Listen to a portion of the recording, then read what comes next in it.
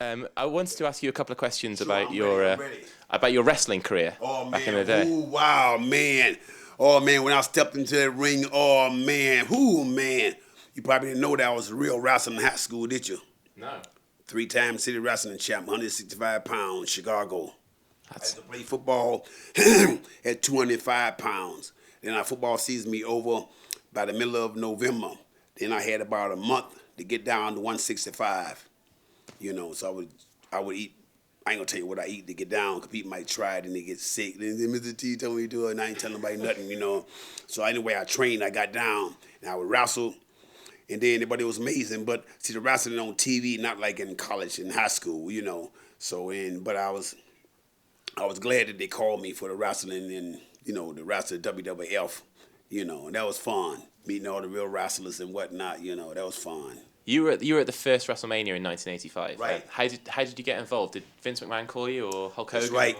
Vince McMahon called me. See, not to be egotistical, you know, but they know what I bring.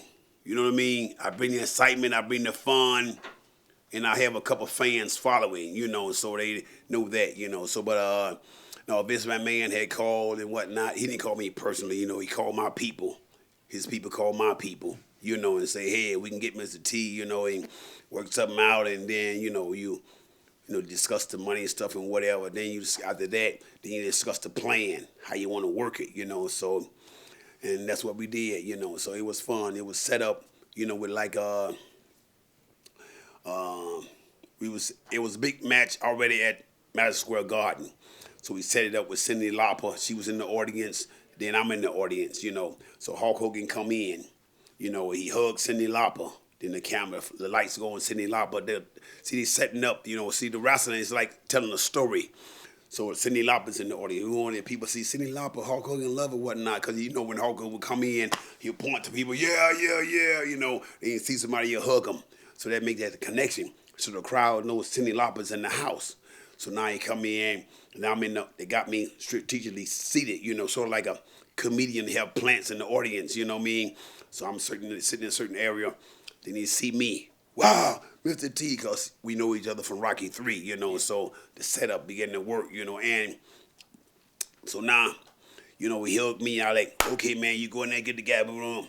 Ain't really saying that, but the fans are like, we talking whatnot. So Hulk Hogan gets in the wrestling ring, then they get 3 guys jump him. So now Cyndi Lauper go in there because she's Hulk Hogan, you know, not his girlfriend, but they buddies, you know. So she stepped up there, you can't do that 3 guys, you can't do that dog Hogan. So perfectly set up, you know, one of them slapped her head off. Didn't really slap her, it was propped on her head, you know. She could have sneezed and the head would have fell off, you know, but it was a prop, you know.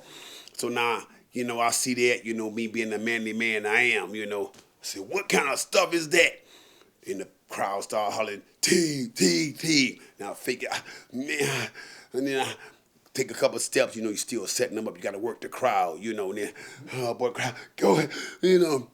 Say about it, was any other man in the arena? Couldn't they jump in there? You know, whether they were part of the act or not. They should have show played like it, you know. So then I go up there, pick up. I say, no, you just sit down. I'll take care of this here. Boy. So then I climb up on the ring apron, you know. I said, you don't do that to no lady. So he said, you step in here, Mr. T, you know. I'm looking at the crowd. Should I like, T. I said, oh, you gonna get it now, fool. I walk in there, whatnot. I'm looking at this guy. Don't you never mess with a lady. Then the other guy jumped me from the back, you know. Set up pretty good, you know. And then he beat me down, boom. I said, oh, boy, like, I'm supposed to be knocked out. You know, you don't knock Mr. T out. One guy knocked Mr. T out. That was Rocky, because they paid me a lot of money, and I needed it, you know. So anyway, so that sets it up for WrestleMania, you know. And I say, and they interview me after the thing, Mr. T, what happened? I said, I don't know who did it, but everywhere wrestling it, I'm going to follow them. I'm going to get that sucker. I'm going to get that fool. Now the crowd, they bought it like hotcakes. Oh, boy, you made Mr. T mad. So now we build this big thing, WrestleMania. Mr. T going to take on this guy that jumped him from the back. I said, I got in. So Roddy Piper, that was it. So I trained for it and whatnot, went through the stuff, you know. So it was a big event. I was glad to be a part. So, and the next year you fought Roddy Piper in a boxing match? Yeah, boxing match. Yeah. That was that was an unforgettable match, you know. Yeah. that'll go down in the histories of Three Stooges. Yeah.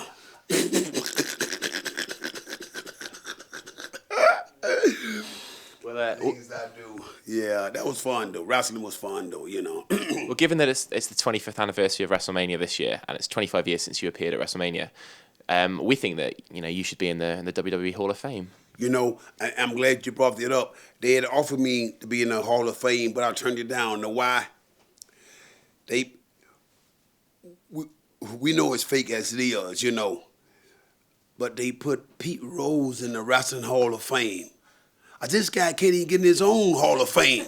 You know, then they put him in the Wrestling Hall of Fame. He only did one WrestleMania. He never wrestled. I was the only guy who really wrestled. You know, Mike Tyson did a little skit, and then they had Merriweather a couple of years ago, probably fighting the Big Show and whatnot, you know. It wasn't, you know, I was the only guy, then he had Dennis Rodman in there one time. That's when I knew wrestling was done.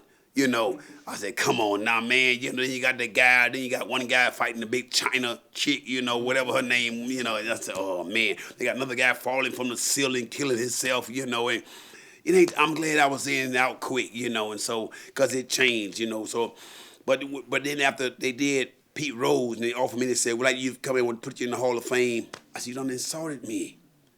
You don't put Pete Rose in the Wrestling Hall of Fame before you put me in there. I said, I ain't going to be a part of that. So that's why I'm not a part. I'm a man of principle, you know. I've always been a man of principle. I tell it like it is.